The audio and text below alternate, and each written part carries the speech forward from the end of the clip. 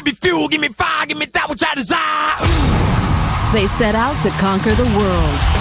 We had the songs, we had the attitude, we had the fire.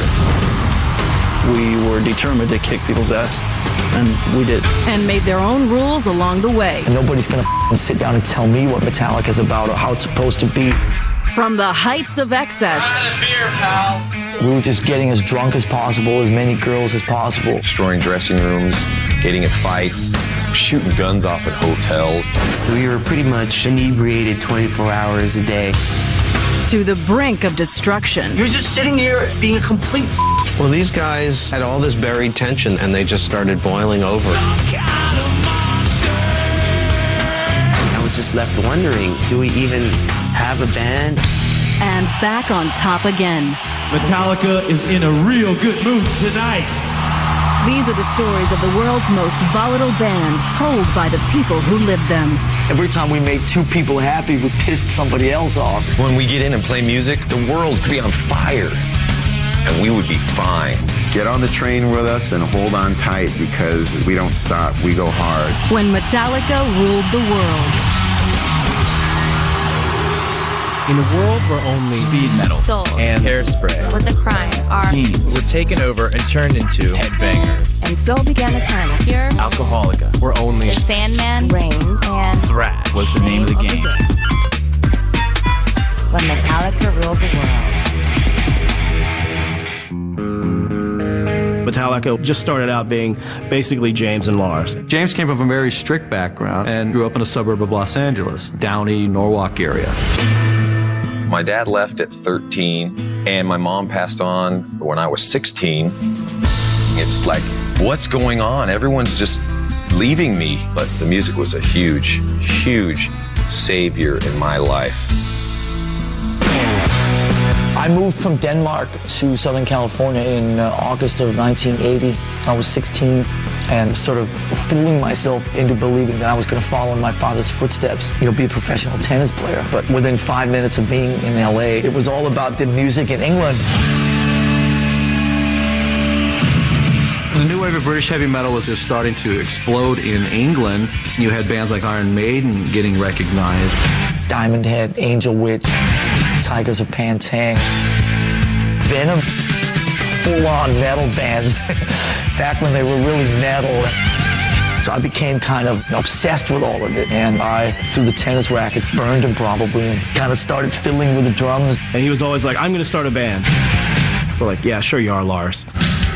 Well, I started advertising through the Recyclers classified ad newspaper in LA, where you could sell your car or find a lead singer for your band. Every week that it would come out, looking under H, for heavy metal, or M for metal, there was always him and me, and maybe a few other people.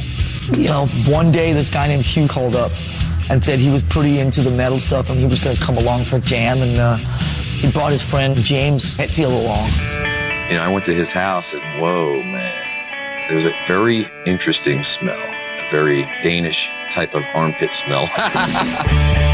James was incredibly shy and could hardly even make eye contact, but he seemed to at least have a passion for some of the same things that I was into. His drumming was not amazing, but he had this drive. Hooking up with Lars was awesome, and we bonded a lot in the music and in the drinking as well. We worked on this song called Hit the Lights. He played bass and guitar, I played the drums, and he sang. The production wasn't good, but the song had attitude. Kind of just dirty and in your face. And we called the band Metallica, and that was really the beginning of it. The next guy that came in the band was Dave Mustaine. Dave was an amazing guitar player. He could shred. He was doing some amazing solos. He was the guy that could really play his instrument. None of the other guys really were that good, but Dave also liked to party a lot. He out-partied the rest of Metallica. It was San Francisco metal night at the Whiskey in LA, and me and James went down there. Say hi to Cliff. And we looked down on the stage, we heard this wild solo going on. There's this big mop of red hair going nuts, you know? And it was a wah sound. It's like, man, that guitar is heavy. And we look and we're counting the strings on it. Dude, that's a bass. It was this guy, Cliff Burton. Me and James had never seen anything like him. And we just looked at each other and said, we have to get this guy in our band. So we stuck around and we pulled him aside and said, you are amazing. We got to steal you. Basically, at the end of the day, he said, you know, I like you guys, but you guys are going to have to move up to San Francisco. Absolutely. We were ready to get out of L.A. LA sucks! Even in '82, LA still was such a pansy-ass environment for metal. Hair metal, big hair, glitzy outfits. Metallica and Red are talking about strippers and partying, getting laid on the Sunset Strip. Metallica was completely different. They were street. It was just t-shirts, jeans, let's get down to business. Let's not screw around. And why should we change? We're on stage. You know, we're not trying to be something big and fancy, you know. We didn't fit in with the music scene in LA. We did up in San Francisco. I mean, in LA, you get drinks with umbrellas in them. Up in San Francisco, it's a beer can. I mean, it was a much grittier atmosphere. So we went right up there instantly. San Francisco, would you please welcome Metallica! All right.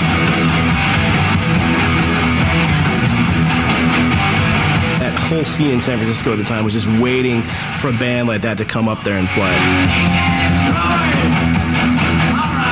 They liked the music, they liked the lyrics, and they didn't have to dress a certain way.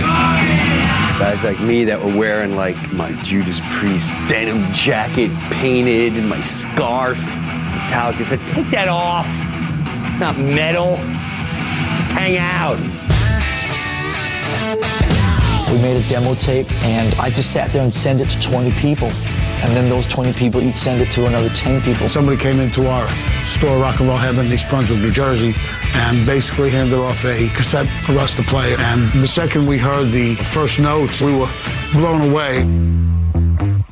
Well, Johnny Z started a record company called Megaforce and basically called them up and said, hey, if you guys come to New York, I'll do a record. So they were like, sure, let's do it. He paid for us to drive all the way out with our gear in a U-Haul trailer. He never even met us before. First thing we say to him is, hi, we're getting rid of our guitar player. On our way out to the East Coast, we were staying at connections of friends, and Dave, he was trashing their houses and just really disrespecting stuff. You know, we drank a lot. God, did we drink a lot. But Dave had a side to him when he was drunk that was not positive. I think especially Cliff thought that Dave Mustaine was just like out of his mind. It was going to bring us all down, and we had to put an end to it. If you ever wake up and the other three band members are sitting, you know, within 2 feet of you, staring at you as you're rubbing sleep out of your eye, it's probably not a good sign. And that was what Dave awoke to that morning. We had the bus ticket in hand. Dude, we've got to let you go. Gave him 15 minutes to get his things together and then put him on a bus and then back to California. Probably not the nicest way to do it, but that's what we knew. So me and James got roaringly drunk about 10, 11 in the morning and went sightseeing. Start spreading the news. We went to the top of the Empire State Building and just started drinking. And whatever that did for us, it helped.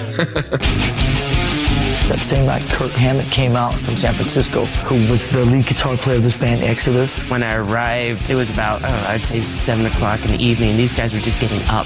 And I thought, wow, I like these guys. He set up his gear. We played Seek and Destroy, and about halfway through Seek and Destroy, I remember me and James looked at each other and kind of just nodded, and we knew that it was the right thing.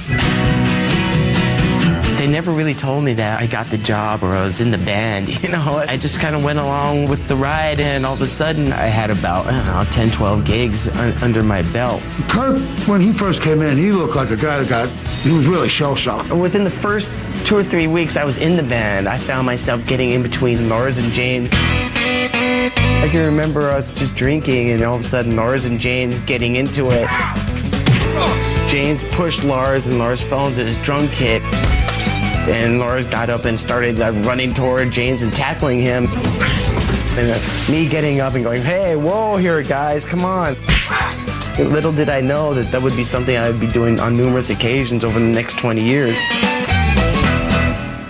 have a debut album out on Megaforce Records. It's called Kill 'Em All. What Metallica did in 1983 was they delivered an album that went where others didn't go. It was just so aggressive and so tough, and it's boys will be boys. No American band ever sounded like that. And you had all these underground kids that all of a sudden when that record came out, it was like, this is our band. This is really our band. We had a very, very pure vision back then. Just four guys who just loved to play metal. We didn't think too much, we just did it. We were just living in the moment. We had the songs, we had the attitude, we had the fire. We were out to conquer the world. Coming up, Metallica drinks to success. Everyone was calling us Alcoholica. We were proud of that. We're living the rock and roll dream, and we can drink more than you. And later, they get filthy clean. We would tell our tour manager, when we go off stage, we want the showers running and girls in there ready and willing to bathe us. Next, on When Metallica Ruled the World.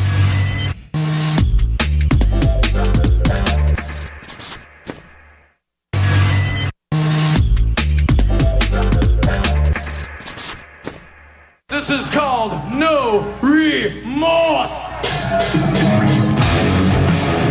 In 1983, Metallica definitely were heroes of the underground. Kill 'Em All came out, and they went out and toured, and people saw how great they were live. We had about 35 dates with one of our favorite bands called Raven, and we went out and saw the United States for the first time. I really can't remember much of the Kill 'Em All for One tour because we were pretty much inebriated 24 hours a day. It was a bunch of 19-year-old kids who were basically given a carte blanche to just go out and rage and pillage. Destroying dressing rooms, getting in fights, fighting each other. We didn't know anything about touring at all in those days, but we know one thing: don't take a Winnebago out and expect to ever return it. This poor Winnebago just died an ugly death. The trailer didn't have a top when it ended. It was probably the odor of all the alcohol that just killed it. I mean, it was crazy. We're out of beer, pal. Beer. Everyone was calling us Alcoholica. We'd roll into town and, I'd hear people screaming, Alcoholica! The name just stuck. Cause if you don't start drinking, I'm gonna leave. We were proud of that.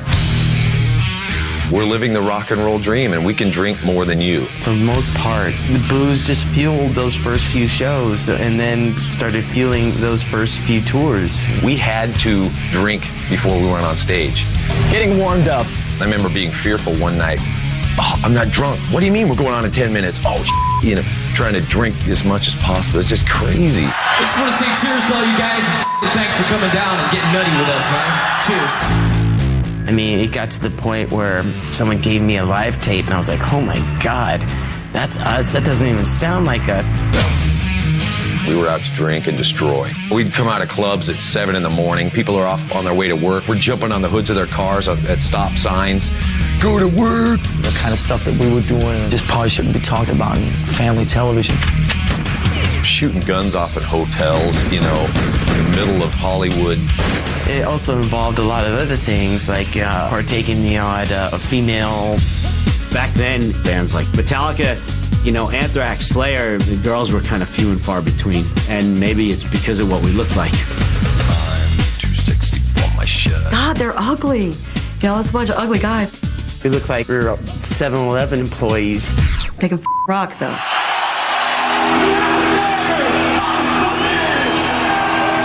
1986 was when Master of Puppets came out, and then they went out and did that Aussie tour.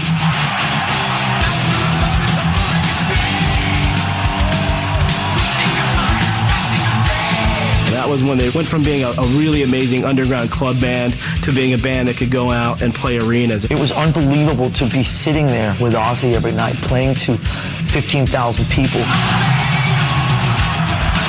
I'm there, Coliseum. The place was packed. I'm looking around, and they all had Metallica shirts on. Everybody was headbanging, and somebody tore off the seat cushion off their seat, and they threw it at the stage. And so everybody started doing it. It looked like piranhas attacking a ham. You know what I mean? I've been to probably a couple hundred concerts, and this is the only concert I was ever scared at. And when it was time for them to leave, to get off the stage, everybody kept chanting.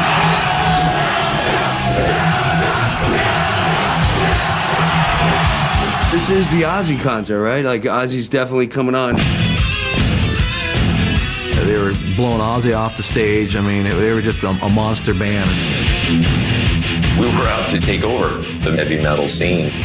We were just having fun. You never actually got a chance to think that there was anything else that could be. We were with Ozzy in the States till late May, and then Europe after that. Until next year. Yeah, we're pretty much on the road. It was a night like most of the rest of them on that tour. Play a show, hang out, drink, and stumble onto the bus. That night we were in Sweden. We were on our way to Denmark for a show. Me and Cliff were the last two people up. I went to bed before he did. The next thing that happened was I just remember hearing these loud noises. It wasn't an earthquake, it was the back wheels of the bus jumping. The bus flipped and was rolling. And I thought, oh my God, we're going off a cliff or something. The bus, went over on its side, and I kicked out the back window, which is the emergency window. I don't know what it was, 15-degree weather outside. We're all in our underwear. I just started freaking out. And I just knew instantly that something was horribly wrong. I could hear everyone else screaming and crying, but I didn't hear Cliff's voice. But it was all kind of odd because we were standing there going like, where's Cliff? And turn around, I could see Cliff's feet sticking out from underneath the bus. There's no movement, there's no nothing. And that was just something that I'll never forget. The vision is just, it's burnt into my mind. It took days, weeks to be able to just understand that had gone down. It's one of those things you relive over and over. You think so much about, and you try and change it in your mind. It was so surreal because death and mortality, that was not part of the gig, you know what I mean? I felt like an orphan, It felt like I had lost, an older brother. It was so sad that he was taken at such a young age. Shortly after his funeral, we all decided Cliff would be the last one to say, let's give up. That would have pissed him off, immensely. We had to keep going because it was the only thing we knew. We talked about it and we wanted to keep the spirit of Cliff Burton alive and well in Metallica. And to stop Metallica would to stop that spirit.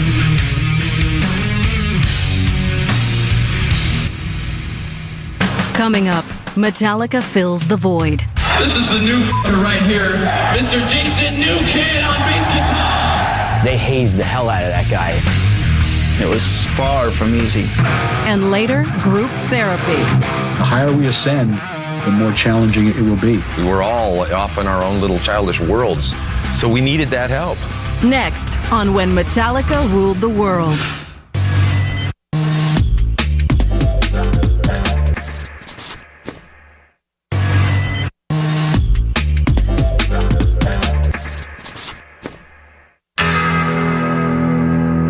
In the fall of '86, Cliff died. And as horrible of an experience of losing your best friend, there was no way the band wasn't going to go on. We've always had, fighting attitude, because we know Cliff would want it that way.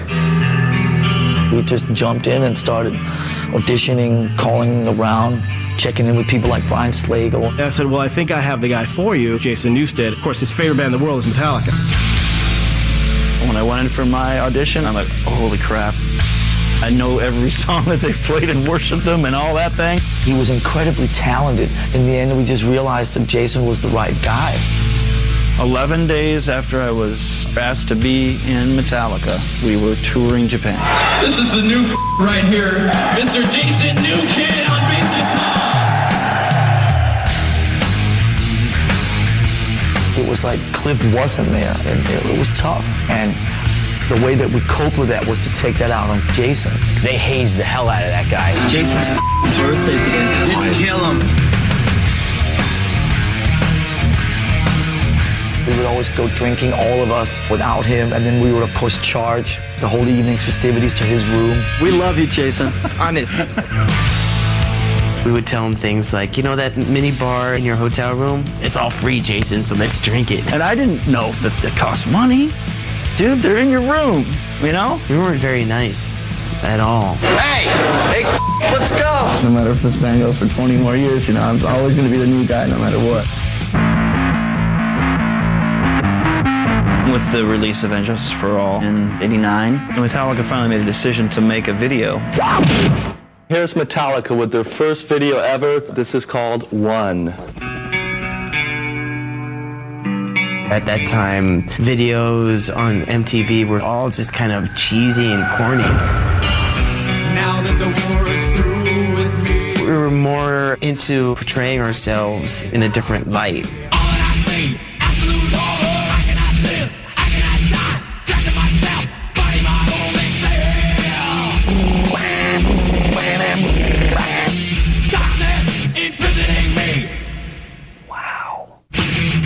Television had the power to show the people what Metallica looked like and sounded like and make it almost a household name. When the One video came out, it exposed millions of new people to Metallica.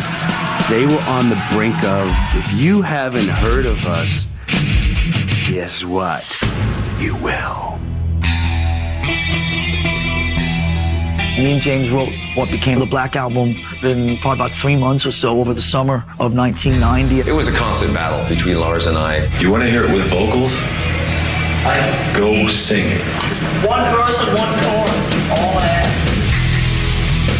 You know, we'd be fighting over ridiculous things that didn't matter. We'll fight for hours over it. The vocal line goes exactly with the guitar. But the conflict and just the static created this electricity that we were hitting a new peak in everything. When that album started taking shape, it was just like one great song after another.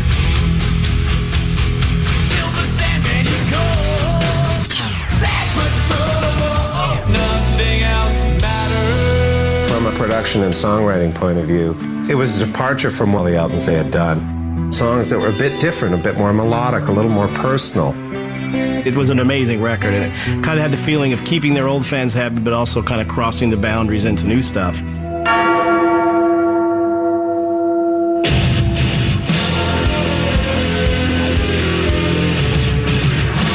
Black Album was released in August of 1991.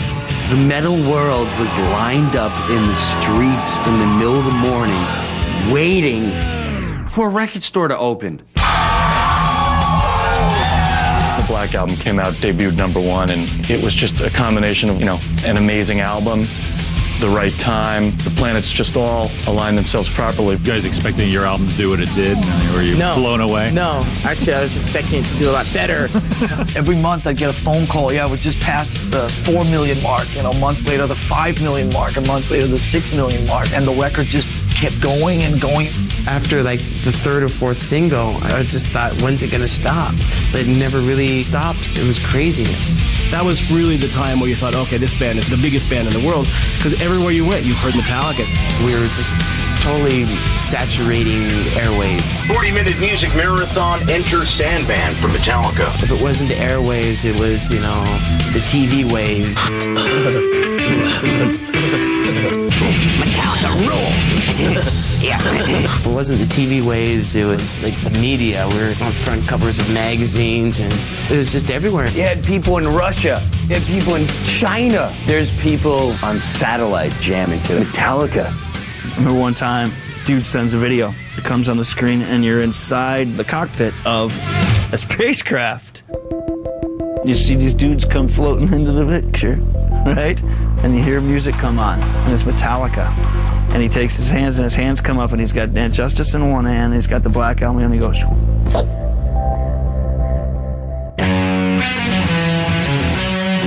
I love them. They're my favorite band. We started noticing that there would be many more females showing up at the gigs. A lot of chicks. chicks. Looks like 50-50. That's the sign of making it. We got to a point where we would tell our tour manager, when we go off stage, we want you guys to have the showers running and girls in there ready and willing to bathe us. They became known as tub tarts. The guys on the crew would go out and ask young, willing females if they're willing. The opening line would be, "Would you mind getting your hair wet?" We'd get off stage, hop in the shower, and voila, there'd be girl in there. Sometimes 2, sometimes 14. Whoever was in the shower last would get the not so good looking ones, I'd be lying to you if I said it wasn't pretty fun. Might sound stupid, but how many in here don't have the new album? The Black Album was giant, and we went everywhere and anywhere. We were on the road for 2 years and I think did somewhere in the vicinity of about 250 shows. The band set out to play every market that they possibly could, and that was worldwide. Moscow, we're having some fun today! We'd finish a leg on the tour, and I remember our manager would come out, "Hey guys, guess what? We got to go back to Japan. The Wherever I May Roam single has gone through the sushi house roof or something, we got to go back there." When a record's got those kind of legs on it, you got to go out there and just try and hold on.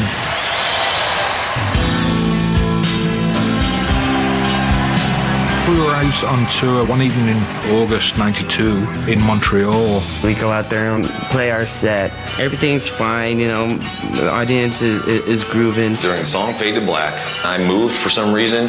I was right over a canister that would shoot up a 12-foot chemical flame. That was what we did.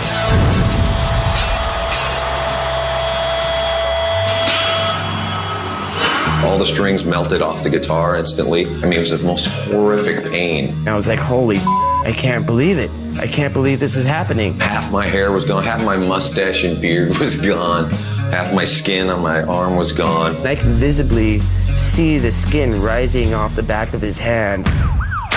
Once we got to the emergency room, James was already talking about how we could continue the tour. The Metallica attitude is, okay, that happened, but that's not going to stop me from doing this. James would not be able to play guitar for quite a while, but he could continue singing. So we got another guitar player, and we were up and running again within 2.5 weeks. Bang, they came right back. Dun, dun, dun, dun, dun, dun. Metallica.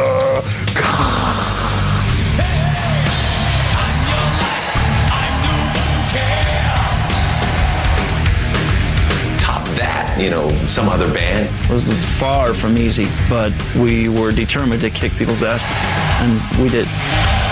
We knew that ride was only going to come by once, so we grabbed it and definitely had fun with it. You get one chance for a phenomenon, and that was our phenomenon. Coming up, Metallica falls apart. He left the band! He left the band! Next on When Metallica Ruled the World.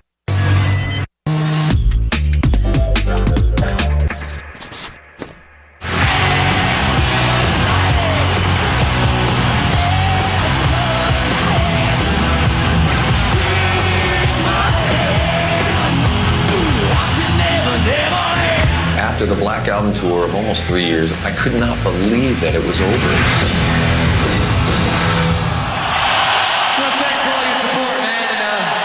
We'll see you around soon, I hope. Thanks very much. Good night from Metallica. See ya. They're the biggest band in the world. Everybody loves them.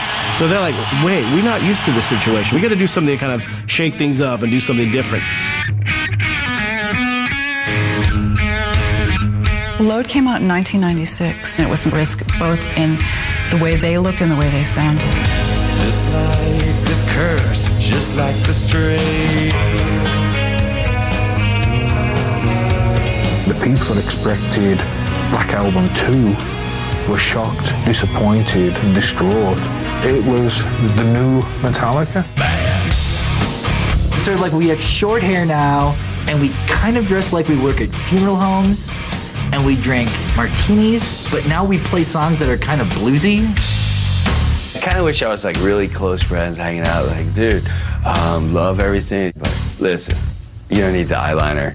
You know, we got arrested by the heavy metal police. Pull over, you know, you're not metal anymore, look at you. It seemed to really affect people, and I really don't know why. At that time, that felt right. And nobody's gonna sit down and tell me what Metallica's about or how it's supposed to be. We were in the studio working on a track for Mission Impossible 2, and all of a sudden we found out that it was available on Napster. We got online and checked it out and started to see the volume of songs that were being traded and started to realize that this is something that's beyond our control. We controlled Metallica. So it was these let's go after them. Hi, I'm Kurt Loder with MTV News. Napster, the controversial music swapping website, got a very special delivery on Wednesday when Metallica drummer Lars Ulrich showed up at the company's headquarters in San Mateo, California. On April 14th, Metallica filed a lawsuit against Napster for basically encouraging people to steal and trade our music. Suing Napster from a publicity standpoint was probably the biggest misstep in Metallica's career.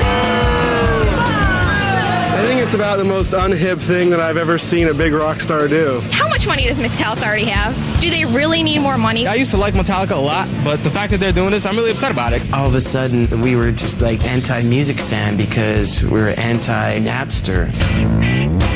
You know, we were the bad guys. We were these greedy rock stars. People branded us that. Lars, for all the flack he took in the beginning, he was right. Sure enough, it has become a big problem. But at the time, they certainly were public enemy number one. It was just one more thing that was kind of looking bad for Metallica at the time. By the summer of 2000, there was a lot of tension within the band between the three guys and Jason. Calm down. I'm trying to. Are you stressed out? Just a little bit. It kind of felt like it built up over the last 14 years. Really, ever since he came in the band, he was always battling for position. There was some stuff that wasn't dealt with when Cliff passed away that made Jason definitely the outsider. Jason wasn't getting a lot of his music in Metallica, and so he wanted to do side projects. Echo Brain was actually one of the projects that I had ongoing, and we started getting kind of serious, and we started playing more and more together. James saw it as a betrayal. He just freaked out. Man, that was such a sore subject, and you know, I dragged Lars into it saying, hey, we can't let Jason go off and do this stuff. Echo Brain's music was so different than Metallica's music. I couldn't fathom how it would change the fan base of Metallica in any negative way. We were on separate pages, I mean, completely separate ideas on what was going on. So we called a band meeting. We all got together in this hotel room, and Jason just dropped the bomb right off the bat. I mean, I asked James straight up, dude, you can't be in a band with me if I do Echo Brain, right? He says yes. I said, then I have to go. And I am leaving the band. I don't think you can properly weigh the magnitude that his departure had on Metallica. And when he left, it shook them to the core. He left the band, period. He left the band. Jeez. But one good thing came out of that. That was when we hooked up with Phil Toll. The more we feel good about ourselves and each other, and the higher we ascend, the more challenging it will be. Phil is a performance enhancement coach that we thought could be of some help to Metallica. I don't want to end up like Jason, okay? I don't want to be pushed away. We were all off in our own little childish worlds, so we needed that help.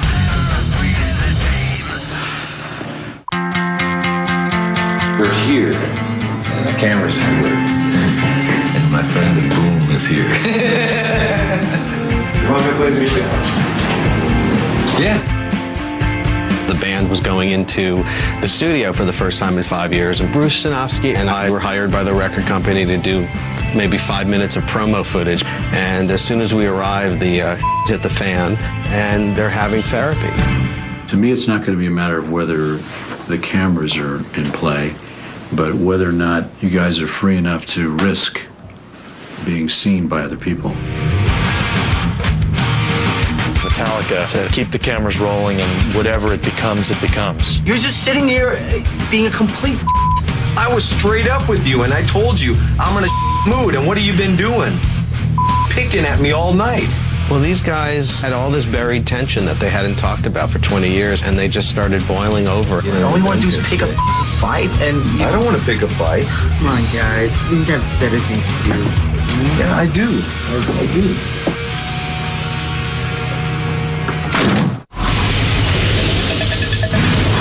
Metallica frontman James Hetfield has entered a rehabilitation facility to undergo treatment for alcoholism and other undisclosed addictions.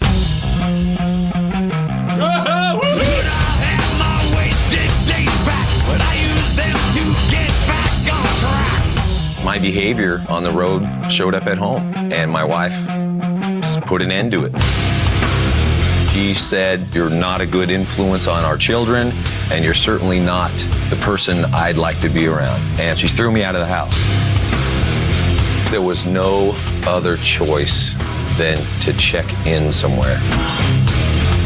When James told me that he was going off to rehab, the first thing I thought was, well, I'm not surprised. I mean, it was only a matter of time before any one of us checked into rehab. James went away in June of 2001 and said that I'll be back in 5 weeks. Which turned into 8 more weeks, which turned into a few more months, which, turned into a few more months. It was a bit of a sandwich. What is it? The unraveling of a band?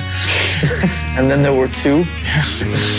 I was just left wondering, what's going on? Do we even have a band? I'm prepared for the worst. Coming up, Metallica faces extinction. I didn't even know if I was going to be in the band anymore. We started thinking, well, is he ever going to, figure it out? Next on When Metallica Ruled the World.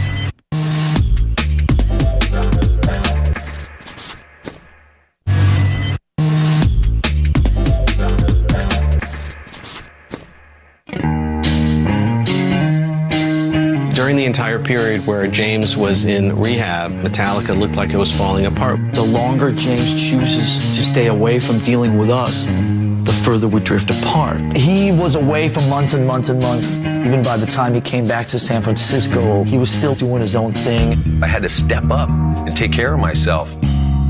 My life was filled with other things, connecting with family again, trying to save my marriage, seeing my kids. I didn't even know if I was going to be in the band anymore.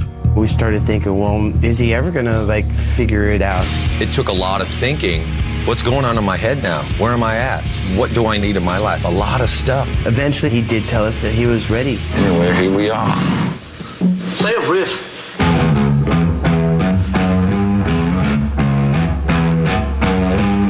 Probably the best sound I've ever heard in my life was the fact that you were playing guitar in here. It was just great to have him there, to know that it's not going to end. Having the support from band, it was just amazing. It was like being born again. We really had to go through all those bad, dark times to get back to the good times. Big machine started rolling again. And they kind of swung back into Metallica world. The album Saint Anger made a lot of sense.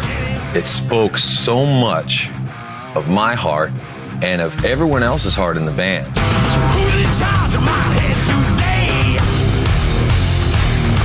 Dancing devils and angels away. We've proven that you can make aggressive music without negative energy. Enough's enough! That was awesome!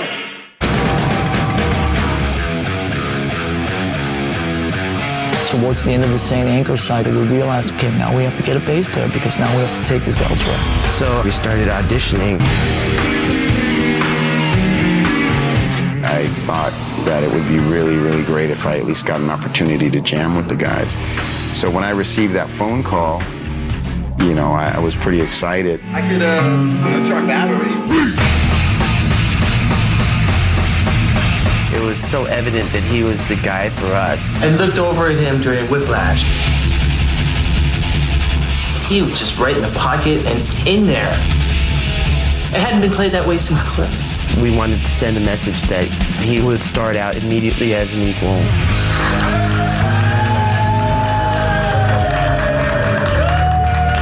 To show you how serious we are about this, offer you $1 million to join our band right now. I can't really talk right now. I was pretty much in shock. For a second, I thought they were joking.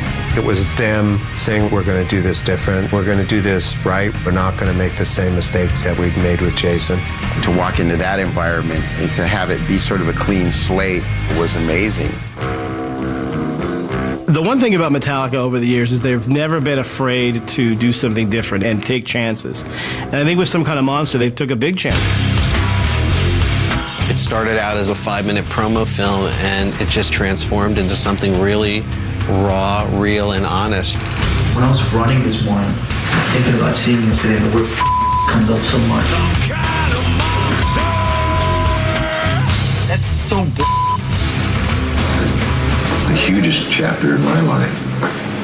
It was just like everything else Metallica's done in their career. It's a ballsy move. They don't let the outside world sway them. They do what they want to do, and they always find a way to get back on top. When Saint Anger came out in June of 2003, it hit #1 in 30 countries. When it did debut at #1, that is a good feeling that, man, you could put your heart out there no matter how black it is, and people can understand it. It felt like all the blood, sweat, and tears that we shed for this band to try to turn it back into a functional, creative entity actually paid off.